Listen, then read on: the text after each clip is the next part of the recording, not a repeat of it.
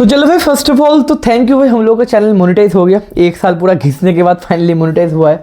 तो मैंने मेंबरशिप भी ऑन कर दिया है। जिस चीज़ को सपोर्ट करना है आप मेंबरशिप ज्वाइन कर सकते हो। और बाकी thank you for all of the guys जो आप डे वन से सपोर्ट कर रहे हो। उसके बाद अभी भी और भी आगे बढ़ना है, अच्छे अच्छे कॉन्टेंट लेके आएंगे, अपना क्वालिटी भी इंक्रीज करेंगे। जिस तरीके से सपोर्ट दिखाते रहे हो पिछले एक साल से, उस तरीके से सपोर्ट दिखाते रहे ना, हम लोग आगे भी और भी ग्रो करेंगे। तो चलिए स्टार्ट करते, कल का मैच के ऊपर हम लोग बात करते हैं। देखो क्वार्टर फाइनल के लिए क्वालिफाई तो हो गया एंड डॉर्टमुंड आएगा क्वार्टर फाइनल में। जो बेलिंगहम को भैया येलो कार्ड मिल चुका है, तो भैया बेलिंगहम डार्बी हम लोग को देखने को नहीं मिलेगा क्वार्टर फाइनल में। एंड डॉर्टमुंड के साथ जब पिछला इनकाउंटर हुआ था 5-2 से हम लोगों ने पेला था यूसीएल में, तो आई थिंक डॉर्टमुंड को भी हरा के हम लोग सेमीफाइनल के लिए तो कंफर्म कर ही लेंगे। तो चलो इस मैच के ऊपर हम लोग बात करते हैं। उस मैच के ऊपर बात करने से पहले आप ये पिक्चर वगैरह पहले देख लो भाई। That is the redemption of Raul Gonzalez का ये पिक्चर है। और कल का जो हमारा जो नंबर 9 है, राहुल का ग्लिम्सेस थोड़ा दिखते हुए, जो हम लोग एक स्ट्राइकर की खोज कर रहे थे, मार्केट में ढूंढ रहे थे। पिछले वीडियो में मैंने बोल दिया था भैया हम लोग को मार्केट में ढूंढने की जरूरत नहीं है। 6 फीट का एक लौंडा है, बंदे का हाइट 6 फीट है ना, हाँ 6 फीट का लौंडा है मेरे भाई। राहुल का हाइट था 5'11" एंड उससे थोड़ा सा ऊपर है हमारे गोंजालो गार्सिया। और बंदे ने 4 मैच पे 3 गोल और 1 असिस्ट मारा है। एंड आप जान पा रहे हो कि बंदा नॉक कर रहा है। एंड एनरिक के ऊपर भी क्वेश्चन मार के भैया एनरिक क्या अपना प्लेइंग 11 में जगह बना पाएगा कि नहीं। एंड वो तो छोड़ो, एनरिक की बात छोड़ो, लेकिन अभी तो गोंजालो गार्सिया भाई कुकिंग। एंड पिछले मैच में भी अगर बताओ, इस मैच में भी बताओ, अल हिलाल के मैच में भी बताओ, तीनों मैच में बंदे का जो एरियल बॉल जीतना है, प्रेसिंग है, डुएल वगैरह जीतना है, हेडर वगैरह जीतना है। कल एक बंदा बोल रहा था कि एम्बाप्पे को या फिर विनीशियस को वहां पे खिलाने से क्या प्रॉब्लम होगा। देखो पता नहीं कैसे जाबी अलोंसो मैनेज करेगा, लेकिन चीज क्या है कि हमारे पास अगर सैकड़ों बंदे हैं क्रॉसेस मारने के लिए, यहाँ पे फ्रैंक गार्सिया क्रॉस मारता है, ट्रेंट आर्नोल्ड दुनिया का one of the best क्रॉसर, one of the आर्दा गुलर क्रॉस मारता है, विनीशियस भी टेवेला वगैरह मारता है। तो इतने सारे सैकड़ों लोग अगर आपके पास है जो क्रॉसेस मारता है, तो मेरे भाई तो क्रॉसेस अटेम्प्ट करने के लिए कौन होगा? विनीशियस बताओ या फिर एम्बाप्पे बताओ, क्रॉसेस तो अटेम्प्ट करने के लिए नहीं होगा। तो यहाँ पे आपको एक नंबर 9 चाहिए जो गोंजालो गार्सिया पिछले 3 मैच से प्रूव कर रहा है और चिल्ला के बोल रहा है मैं आपके टीम में वो बैलेंस प्रोवाइड कर सकता हूं। अब इसके लिए मेरे को पता है कि मैं विनीशियस, एम्बाप्पे, पता नहीं किसका सैक्रिफाइस होगा, लेकिन ला लीगा में देखना पड़ेगा कंटिन्यू जब प्ले होगा या फिर हर एक मैचेस में कि क्या गोंजालो गार्सिया स्टार्टिंग 11 में रहेगा। अगर स्टार्टिंग 11 में रहेगा किसका बलि देंगे जावी अलोंसो, ये भी मेरे को देखना है। लेकिन मेरे भाई मैं खुला बोलता हूं, ओपनली आपको बोलता हूं, all the real Madrid fan या फिर all the football fan, Gonzalo Garcia real Madrid को ज्यादा बैलेंस प्रोवाइड करता है और इस टीम को ज्यादा डायमेंशन भी प्रोवाइड करेगा और वैरायटी ऑफ गोल भी ज्यादा बंदा प्रोवाइड कर सकता है। लेकिन इसके लिए आपको सैक्रिफाइस करना पड़ेगा। ये हमको फ्यूचर में देखना है कि किसके ऊपर ये सैक्रिफाइजेशन जावी करेंगे। देखो कल के मैच का पॉजिटिव या फिर नेगेटिव की अगर बात करें, पहला पॉइंट कि भाई राहुल गोंजालेस का 2 पॉइंट हम लोगों को मिल चुका है। ऑब्वियसली मैं प्रेशर पुट नहीं कर रहा हूं, लेकिन एक इमोशन, एक ग्लिम्सेस तो गारंटी है। जो भैया राहुल को खेलते हुए देखा है, आप जानते हो थोड़ा सा ग्लिम्सेस, थोड़ा सा अतीत, पास्ट, नॉस्टैल्जिया में तो हम लोग भैया जा चुके हैं। हम लोग को ज़िनेदिन ज़िदान के रूप में मिल चुका है जूड बेलिंगहम, हम लोग को क्रिस्टियानो रोनाल्डो नहीं मिला है। थोड़ा बहुत विनी या फिर थोड़ा बहुत एम्बाप्पे बोल सकता हूं, बेहतर क्रिस्टियानो रोनाल्डो उस लेवल का तो गारंटी नहीं है। सर्जियो रामोस 2 पॉइंट हम लोगों को राहुल एसेंसियो मिल चुका है एंड हमारे भाई राहुल गोंजालेस का 2 पॉइंट मेरे भाई गोंजालो गार्सिया मिल चुका है। थोड़ा बहुत ग्लिम्सेस ये सारे लोग दिखाते हुए इस जनरेशन के। गोंजालो गार्सिया एक positive point. Second positive point क्या है, ये आप प्लेइंग लाइनअप देखो ये जो प्लेइंग लाइनअप का सारे प्लेयर्स है जो अच्छा रेटिंग दे रहे हैं। 7 रेटिंग, थोड़ा रूडिगर थोड़ा नीचे होना चाहिए 7 के आसपास, क्योंकि रूडिगर का उतना मेरे को अच्छा गेम प्ले नहीं लगा पिछले मैच में। लेकिन चलो मोटा मोटी 7 एवरेजली हो सकता है। लेकिन सारे जो प्लेयर्स एक साथ मिलके अच्छा परफॉर्मेंस कर रहे हैं, ये हम लोगों ने एक सीजन देखा नहीं भाई, बहुत मैचेस में देखा नहीं। देखो जावी अलोंसो का ये टैक्टिक्स भी है, फिर ये फिलोसफी भी है, वो कलेक्टिव वाइज टीम को काम करवाता है। ऐसा नहीं जावी अलोंसो को टीम में इंडिविजुअल क्रिएटिविटी या फिर इंडिविजुअल डिपेंडेंट आप नहीं दिखोगे। तो कहने की एक स्क्वाड वाइज, एक टीम वाइज सारे लोग अच्छा खेले, ये बहुत दिन बाद हम लोग को देखा। ये सेकंड पॉजिटिव पॉइंट की पूरा टीम एक साथ अच्छा गेम स्टाइल दिखा रहा है। तीसरा चीज क्या है, मैंने एक प्लेयर के ऊपर भी पिछले सीजन में बहुत सारे रिव्यू में ये चीज बोला था, या फिर मैं अभी भी मानता हूं इस चीज को, कि फेडरिको वेलवर्दे के पास बहुत सारे गोल्स है। अगर मैं फेडे वेलवर्दे का अगर मैं करियर में पकड़ू ना, एक सीजन फेडे वेलवर्दे ऐसा हुआ था 2022-23 में, बंदे ने 56 मैच में 12 गोल और 7 असिस्ट दिए थे। तो बंदे के पास ना उस सीजन में मेरे को लगा था इस बंदे के पास ये ग्लिम्सेस है कि बंदा गोल मार सकता है। बंदे को अगर फ्रीडम दिया जाए, बंदे के अगर बॉक्स पे एंट्री करने का फ्रीडम दिया जाए, ज्यादा मेहनत मजबूरी ना करवा के, मेहनत तो बंदा करेगा। बंदा फैल्कॉन है, बंदा कैप्टन है, फेडे वेलवर्दे, वर्क रेट भैया 100% है, स्टेमिना भैया 1000%, सब कुछ ठीक है। लेकिन बंदे को अगर पीछे ना रख के, अगर आप बोलो बोलोगे तो भाई तू खुल्लम खुल्ला तू ऊपर नीचे जा सकता है। तो फेडे वेलवर्डे ये सारे जगह पे पोजीशन कर सकते। बॉक्स के अंदर जो फेडे वेलवर्डे ये बाइसाइकिल किक भी मारने का पोजीशन में आया, आपने देखा कि लेफ्ट हैंड साइड से बंदे ने एक शॉट भी मारा, गोल नहीं हुआ। लेकिन ये जो सिचुएशन या फिर ये जो पोजीशन है यहां पे अगर फेडे वेलवर्डे रेगुलर अराइव करेगा, रेगुलर उसका अपीयरेंस रहेगा, तो कहने की गोल के कंट्रीब्यूशन में फेडे वेलवर्डे आप बहुत ज्यादा दिखोगे। एंड पिछले 3 मैच में बंदे ने गोल मारा है, पेनल्टी मिस करने के बाद पिछले मैच में भी गोल मारा था, उससे पिछले मैच में भी गोल मारा था। तो बॉक्स में अगर फेडे वेलवर्डे को एंट्री करने का मौका देते हो तो मेरे भाई कल के मैच में भी एक तो गोल हो ही जाता। बाइसाइकिल किक भैया उनका चूतिया जो गोलकीपर साला बचा लिया, उनके गोलकीपर पर माता आ गया था। कल का गोलकीपर अगर सेव आपके सामने डालू, ये देखो ये सेव फेडे वेलवर्डे के बैंगर भी था, आर्दा गुलर के ये वॉली भी था, फेडे वेलवर्डे का एक और चांस भी था। ये सारे चांसेस भैया उनके गोलकीपर खतरनाक लेवल पे था। अगर वो गोलकीपर एक नॉर्मल गोलकीपर हो तो मेरे भाई 3-4 गोल तो 3 गोल तो भैया कहीं नहीं गए थे। 3-0 या फिर 4-0 तो हम लोग जीतते। अगर स्टैट की बात बोले देखो 57% पोजीशन था हमारे पास, 1.56 एक्सजी था एंड 5 बिग चांस हम लोगों ने क्रिएट की। ये तो छोटा मोटा, अगर डीन ह्यूसन का भी ये बैंगर आ जाता, बंदे ने डिपिंग शॉट मार दिया था, पता नहीं कहां से बंदे ने सडनली भाई मार दिया। तो 5 बिग चांस में तो कम से कम 3 गोल आना चाहिए था, लेकिन उनके गोलकीपर के ऊपर माता चढ़ गया था। लेकिन मैं जो बोल रहा था फेडे वेलवर्डे को अगर फ्रीडम दे तो ये सारे पोजीशन में फेडे वेलवर्डे अराइव कर सकता है और गोल एंड असिस्ट वाइज बताओ फेडे वेलवर्डे और भी ज्यादा खतरनाक हो सकता है। ये गया सेकंड पॉजिटिव पॉइंट। तीसरा पॉजिटिव पॉइंट क्या है कि देखो लो ब्लॉक को क्या खोल सकते हैं, ये एक बहुत बड़ा क्वेश्चन मार्क था। पिछले सीजन में हम लोग का क्या प्रॉब्लम हो रहा था, रियल मैड्रिड लो ब्लॉक को खोलने के लिए इतना हैबिचुएट बताओ या फिर टेक्निकली साउंडेड टीम नहीं था। हम लोगों का बहुत ज़्यादा प्रॉब्लम होता था जब लो ब्लॉक या फिर मिड ब्लॉक पे कोई टीम हम लोग को डिफेंड करता था, भाई होता नहीं था। कारलो की टीम में पिछले सीजन में हम लोग बहुत बुली हुए, हम लोग उस टीम को ही पेल सकते थे या फिर गोल वगैरह मारते थे जो खुलता है या फिर जो एग्रेसिव प्रेस करता है। लेकिन सारे टीम के साथ तो भैया ये नहीं होगा। ला लीगा में बहुत सारे टीम आपको लो ब्लॉक में आपको क्वेश्चन पूछेगा, लेकिन लो ब्लॉक की टीम को भैया हम लोगों ने खोला और गोल भी बहुत सारे मार सकते थे। गोल नहीं हुआ क्योंकि उनके गोलकीपर अच्छा परफॉर्मेंस दिए, लेकिन जूड बेलिंगहम का ये वाला शॉट देखो, यहाँ पे तो गारंटी गोल था। तो कहने की 2-3 गोल तो आराम से हो जाते, गोलकीपर उनको अगर हटा दो तो लो ब्लॉक हम लोग खोल सकते हैं। ये पॉजिटिव वाइब तो क्रिएट कर ही दिया है। चौथा पॉजिटिव पॉइंट और सबसे बड़ा पॉजिटिव पॉइंट इस मैच का है भैया फ्रान गार्सिया। देखो लेफ्ट विंग बैक की क्या जरूरत है, इसका क्वेश्चन आ जाएगा। ऑब्वियसली एक तो लेफ्ट विंग बैक चाहिए, एक के ऊपर हम लोग रिलाई नहीं कर सकते क्योंकि इंजरी वगैरह हो सकता है या फिर आप इतना ओवर प्लेड उसको नहीं करवाना चाहता। अल्वारो कार्रेरास गारंटी आएगा, फिर मेरे को लगता है उसको लाना भी चाहिए। लेकिन फ्रान गार्सिया हुए पिछले जो 4-5 मैच से लगातार मैच दिखा रहा है। देखो 7.58 का कल का जो उनका रेटिंग था, कितना रेटिंग था भैया फ्रान गार्सिया तुम्हारा भाई 7.9। तो मोटा मोटी जो एवरेज रेटिंग है फ्रान गार्सिया के पिछले 3-4 मैच का, सारे मैच में भैया 7.5 के ऊपर एवरेजली 7.5 है। कल अगर फ्रान गार्सिया का मैं आपको स्टैट बताऊं, 48 पासेस बंदे ने ट्राई किया, उसमें से 47 पासेस बंदे ने दिया, 75 टचेस है।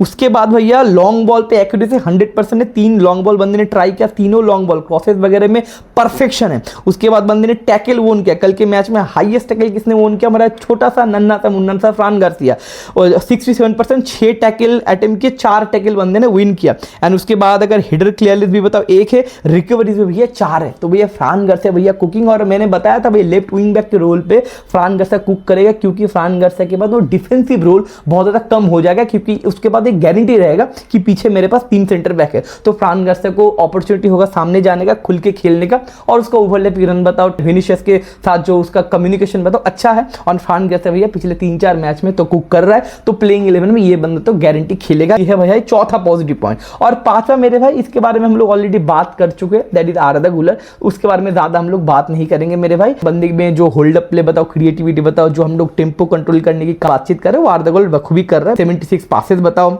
उसके बाद बंदे ने 101 टचेस वगैरह लिए, की पासेस बंदे ने 2 दिया। तो भाई आर्दा गुलर, ये तो सारे पॉजिटिव पॉइंट्स है।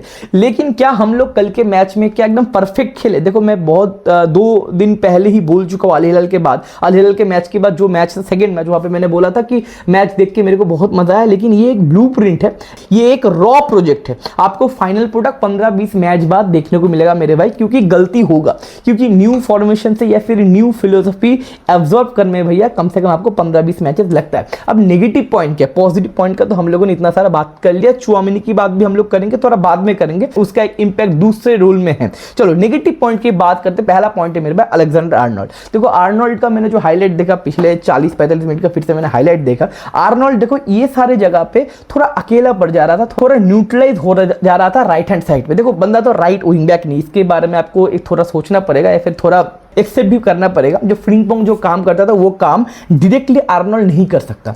बंदे के बाद वो उस तरीके से स्पीड मार्चेंट बंदा नहीं है, 1 वर्सेस 1 में बंदा थोड़ा वीक है, बंदा राइट बैक है। अब उसको राइट विंग बैक का रोल दिया जा रहा है, तो मेरे को लगता है राइट हैंड साइड पे आर्नोल्ड का काम और भी अच्छा होना चाहिए। बंदा कभी कभी इन्वर्ट कर रहा है, थोड़ा कंफ्यूजन हो रहा है, एक राइट बैक एक राइट विंग बैक की तरह बिहेव करना चाहते हैं, फिर जावी अलोंसो बिहेव करवाना चाहते हैं, इसलिए राइट हैंड साइड पे थोड़ा सा न्यूट्रलाइज हो रहे हैं। मुझे लगता है जावी अलोंसो के साथ बात करना चाहिए और उस जगह पे हम लोग को और भी प्रोग्रेस करना चाहिए, क्योंकि आर्नोल्ड के पास जो है बहुत सारे प्लेयर्स के बाद भैया वो नहीं है, जो स्विचेस मारता है या फिर जो थर्ड मैन रन निकालेगा, कोई बॉल डालेगा बंदा, उस तरीके से आर्नोल्ड बहुत ज्यादा काम कर सकता है रियल मैड्रिड में। लेकिन मेरे को लगा कल आर्नोल्ड थोड़ा न्यूट्रलाइज था, ऑल्दो कल का जो एसिस्ट था वो आर्नोल्ड का क्रॉस से ही आया, लेकिन मेरे को लगता है आर्नोल्ड को और भी अच्छे तरीके से यूज कर सकते हैं जावी अलोंसो। राइट विंग बैक या फिर राइट बैक थोड़ा सा कंफ्यूजिंग एक स्ट्रक्चर में है जावी अलोंसो या फिर आर्नोल्ड। मेरे को लगता है आने वाले मैच में आर्नोल्ड और भी ज्यादा अटैक में या फिर बिल्डअप में अपना पुट इन करेगा। अब सेकंड नेगेटिव पॉइंट क्या है, बहुत सारे लोग ये कल बोल रहे थे, कमेंट भी आ रहा था कि भाई मैच बहुत बोरिंग हो रहा है। देखो मैच बोरिंग नहीं हो रहा है,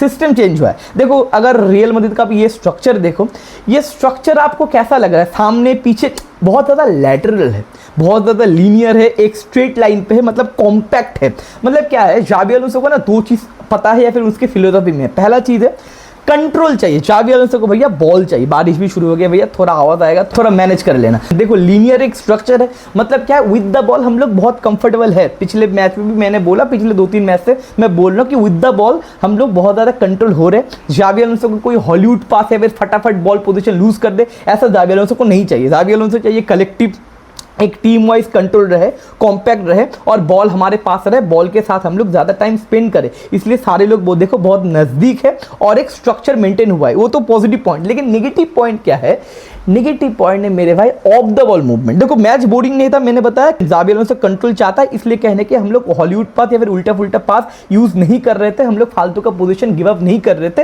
लेकिन हम लोग चांसेस बनाए। 5 बिग चांस तो यूं ही हवा में तो क्रिएट नहीं हुआ, टैक्टिकली 5 बिग चांस हम लोगों ने क्रिएट किए। लेकिन नेगेटिव पॉइंट ये है मेरे भाई कि ऑफ द बॉल मूवमेंट का मेरे भाई बहुत ज्यादा प्रॉब्लम है। कल हम लोगों ने इस तरीके से, देखो कुलुमोनी यहाँ पे एक रन बनाता है और यहाँ पे हम लोग ये सारे सिचुएशन में हम लोग अपने आप को थोड़ा कंफ्यूज पा लेते हैं। यहाँ से कहने की एक शॉट कुलुमोनी मारता है लेकिन चुलियो बाहर मार देता है, नहीं तो भैया गोल हो सकता था। यहाँ पर मैं एक और सिचुएशन में आपको दिखाता हूँ। यहाँ से देखो उनके सेंटर बैक से या फिर उनके एक मिडफील्डर ने लाइन ब्रेकिंग पासेस मारे, हमारा मिडफील्ड खुल गया, हमारा डिफेंस लाइन भी खुल गया भैया, और इस तरीके से हम लोगों ने एक मौका यहाँ पे क्रिएट करने का मौका दे दिया। तो कहना कि ऑफ द बॉल मूवमेंट का क्वेश्चन मार्क है। देखो यहाँ पर एक क्वेश्चन मार्क या फिर एक यहाँ पे पॉइंट में बोलना चाहूंगा।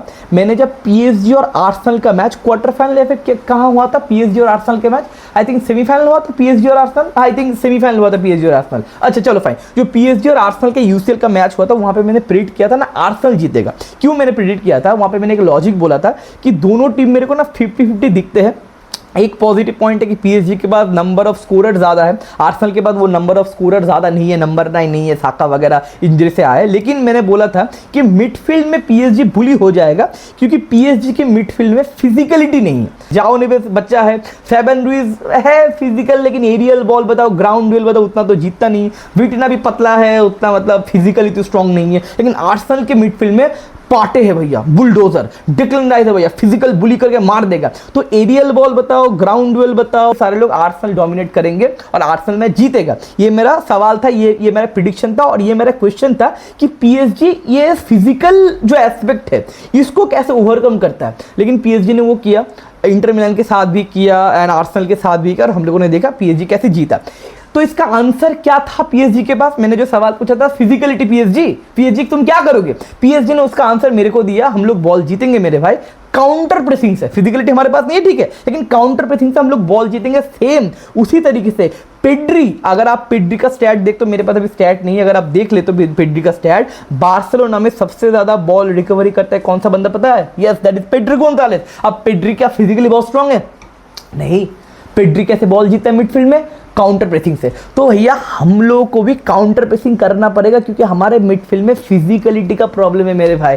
आर्दा गुलर एरियल डुएल नमस्तुते, फेडे वेलवर्दे है थोड़ा, लेकिन एरियल डुएल ग्राउंड ठीक है वो नहीं कर सकता। जूड बेलिंगम कर सकता है, लेकिन जूड बेलिंगम सामने खेलता है। तो मिडफील्ड में हम लोग फिजिकली बुली हो रहे थे, पहला पॉइंट। और हम लोग का काउंटर प्रेसिंग भी स्ट्रक्चर में नहीं था, या फिर प्रेसिंग बताओ वो ठीक ठाक कॉम्बिनेशन हुआ नहीं। मैंने बोला भैया ये ब्लूप्रिंट है, ये फाइनल प्रोडक्ट नहीं है, घपला दिखेगा, गलती दिखेगा, हम लोग खुलेंगे। और बायर लेवरकुसेन ऐसा टीम था जाबी अलोंसो के अंडर में, वो लोग गोल खाते थे मेरे भाई, गोल देते थे लेकिन गोल खाते थे। Yes I know that Bayer Leverkusen को जो डिफेंसिव स्ट्रक्चर है, या फिर डिफेंसिव क्वालिटी है, या फिर मिडफील्ड का क्वालिटी है, एंड उनके जो गोलकीपर से हमारे पास ज्यादा बेहतरीन गोलकीपर या फिर डिफेंसर, मतलब लोग ज्यादा क्वालिटीफुल है, लेकिन गोल हम लोग खाएंगे, क्योंकि ये फिलोसफी अभी तक एडजस्ट नहीं हुआ। हम लोगों का काउंटर प्रेसिंग भैया उतना अच्छा नहीं है, इसलिए हम लोग भैया गंदी तरीके से खुल रहे थे। और एक चीज है, देखो चुआमेनी के पास एक फिजिकलिटी है, लेकिन हम लोग बैक थ्री से खेल रहे थे। लेकिन हाफ टाइम के बाद ये वाला एक सिनारियो देखो, चुआमेनी मिडफील्ड में आ रहा था, बैक देखो बैक थ्री करने की कोई जरूरत नहीं था, क्योंकि उनके पास सिर्फ कुलुमानी सामने खेल रहा था। तो एक बंदे को सेव करने के लिए 3 बंदा आप फेंकते हो तो भैया एक बंदा वेस्ट होता है, और मिडफील्ड में आपको चाहिए थोड़ा सुपरिटी चाहिए। तो कहना कि सेकंड हाफ में चुआमेनी थोड़ा सामने खेला, सेंटर बैक ही था बंदा, लेकिन जब बिल्डअप कर रहा था विद द बॉल चुआमेनी खेल रहा था मिडफील्ड में, तो मिडफील्ड में सुपरिटी ज्यादा आया, एंड वहां से कहने की ज्यादा कंट्रोल आया, ज्यादा हम लोग खुले नहीं, और प्रेसिंग थोड़ा ठीक ठाक हुआ। मतलब प्रेसिंग उतना ठीक नहीं हुआ, लेकिन नंबर ज्यादा हम लोगों ने फेंका मिडफील्ड में। तो चुआमेनी कल के मैच में भैया सेंटर बैक भी खेला, चुआमेनी कल के मैच में भैया मिडफील्ड भी खेला। तो heads up for Tchouameni. Tchouameni ने कल मेरे भाई 91 टचेस लिए, 4 में से बंदे ने 3 लॉन्ग बॉल्स भी दिए, 1 क्रॉसेस भी बंदे ने अटेम्प्ट किया, 91 टचेस मैंने बोल दिया, और टैकल्स वगैरह भी बढ़िया तरीके से विन किए। 98% बंदे का पासिंग एक्यूरेसी भी था। तो भैया चुआमेनी कल का गेम बहुत बढ़िया खेला, गोल नहीं मारा, बहुत कुछ किया नहीं, टैकल वगैरह खतरनाक नहीं किया, लेकिन टैक्टिकली बताओ चुआमेनी कल सेंटर बैक भी खेला, और जब नंबर सुपरिटी आपको देना चाहिए था मिडफील्ड में, जो जाबी अलोंसो का एक टैक्टिकल मास्टर क्लास था सेकंड हाफ में, वहां पे चुआमेनी अपना काम भी किए। तो उस तरीके से मिडफील्ड में हम लोग ज्यादा नहीं खुले, और चुआमेनी के पास जो फिजिकलिटी है वो फिजिकलिटी पे हम लोग यूज किए मिडफील्ड में। ये हो गया थोड़ा बहुत एनालिसिस।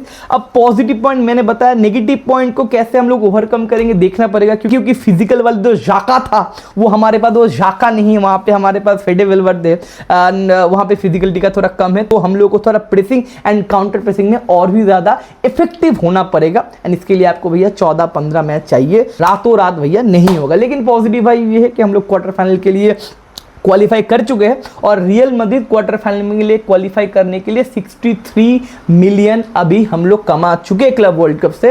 और अगर फाइनल तक जाएंगे, अगर जीते बीतेंगे, तो भैया 100 मिलियन हम लोग कमा सकते हैं। तो इस सीजन में जितना हम लोगों ने खर्चा किया वो भैया वसूल हो जाएगा, लेकिन 63 मिलियन ऑलरेडी हम लोग पैसा कमा चुके हैं। लास्ट एक चीज के ऊपर मैं ये वीडियो खत्म करना चाहूंगा। बहुत सारे लोग बोल रहे क्लब वर्ल्ड कप का कोई वैल्यू नहीं है। कल थिबो कुर्तो को पूछा गया कि क्लब वर्ल्ड कप का कोई वैल्यू नहीं है, थिबो कुर्तो बोले कि ट्विटर में बैठ के 4 लोग ट्वीट कर रहे हैं कि क्लब वर्ल्ड कप का कोई वैल्यू नहीं है। भाई वैल्यू है 63 मिलियन। या फिर आप छोटे छोटे प्लेयर को स्काउट करते हुए देख रहे हो, प्री सीजन आपका थोड़ा लंबा हो रहा है और भी ज्यादा मैचेस खेल रहे हो, क्लब वर्ल्ड कप हो रहा है कि 4 साल बाद वर्ल्ड कप होगा। देखो 2 तरह के लोग बोल रहे क्लब वर्ल्ड कप बहुत फुद्दू है। पहला चीज है कि आपका टीम अगर नहीं खेल रहा है तो भैया क्लब वर्ल्ड कप फालतू है, एंड कुछ ट्विटर में लोग एजेंडा तो चला रहे हैं क्लब वर्ल्ड कप फालतू है। यस, उसका एग्जीक्यूशन थोड़ा फालतू है, आई नो दैट, कि भाई एक पूरा सीजन खत्म होने के बाद ये एग्जीक्यूशन नहीं करना चाहिए था, बाद में करवाना चाहिए था। या फिर अब यूएसए में क्यों करवा रहे हो मेरे भाई, एक फुटबॉल प्लेइंग नेशन में करवाओ, स्टेडियम खाली हो रहा है। एग्जीक्यूशन में थोड़ा गलती हुआ क्योंकि पैसा कमाना चाहता है हमारे फीफा वाले,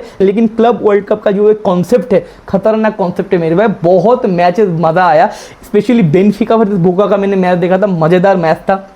सिटी वर्सेस अल हिलाल, बताओ अल हिलाल वर्सेस रियल मैड्रिड का भी मैच बोलो, बहुत सारे मैचेस भैया, अमेजिंग मैचेस हुए। अब प्रॉब्लम क्या है, आप नहीं देख रहे हो इसका मतलब ये नहीं मेरे भाई पूरा दुनिया नहीं देख रहा है। एग्जीक्यूशन घटिया हो सकता है, लेकिन इंटेंशन एंड टूर्नामेंट का क्वालिटी मेरे भाई खतरनाक है। बहुत सारी यूरोपियन कंट्री को भी या फिर यूरोपियन क्लब को भी थोड़ा मिला है रियलिटी चेक कि भाई बाहर के जो क्लब है उतना भी छोटा नहीं, अपने दिन पे वो भी पेल सकते हैं। या क्लब वर्ल्ड कप पहली बार हो रहा है, पहली बार जो चीज होता है ना, वहां पर अगर आप जीतते हो तो आप पूरा अमर हो जाते हो। हो, राइट। आपके नाम स्वर्ण अक्षर से लिखा जाता है कि भाई पहली बार ये लोग जीते थे। तो भाई हम लोग को क्लब वर्ल्ड कप जीतना है। ऑल्दो मुझे नहीं लगता कि कुछ घपला हो सकता है मेरे भाई, क्योंकि मैंने जो बताया डिफेंसिव वाइज बताई या फिर ऑफ द बॉल जो मूवमेंट था ये मैंने बताया, यहाँ पे थोड़ा घपला है। अब जाबी को थोड़ा चेंजेस वगैरह भी करना पड़ेगा। किलियन एम्बापे आए थे, किलियन एम्बापे को किस तरीके से इनपुट करेंगे इस टीम में ये भी देखना पड़ेगा। तो देखते हैं अगला मैच डॉर्टमुंड के साथ होगा। आई होप ये जीत जाए। And PSG versus Bayern Munich का मैच भाई बहुत इंपॉर्टेंट मैच होगा, उसका भी हम लोग वर्चुअल ऑन करेंगे। तो सैटरडे में ये दोनों मैचेस होगा। तो मिलते हैं अगले वीडियो में। आपको कैसा लगा, आपका रिव्यू क्या है, आपने क्या देखा पॉजिटिव नेगेटिव, नीचे कमेंट सेक्शन में जरूर लिखिएगा।